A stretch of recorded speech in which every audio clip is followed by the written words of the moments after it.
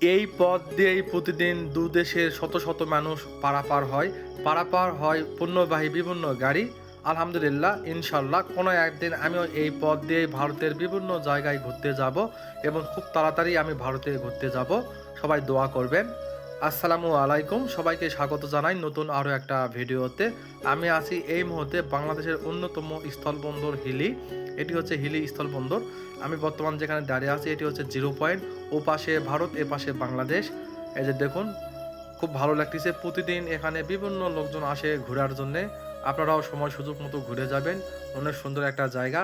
এই যে আমার পাশে যে এলপথটা দেখতেছেন এটি হচ্ছে বাংলাদেশে, তার ওই পাশে কিন্তু ভারত। এই যে দেখুন, ওয়াও, অনেক সুন্দর একটা জায়গা। আর সরকারি ছুটি থাকায় খুব একটা লোকজন নেই। তবে এখানে প্রতিদিন শত শত মানুষ পারাপার হয়, অনেক গাড়ি পারাপার হয়। আমার তো খুব ভালো লাগতেছে। আর এখানে কিন্তু খুবই সুন্দর একটা জায়গা, অনেক লোকজন আসে। আমার বাড়ির পাশে হয়, মাঝে মধ্যে আমি এখানে আসি।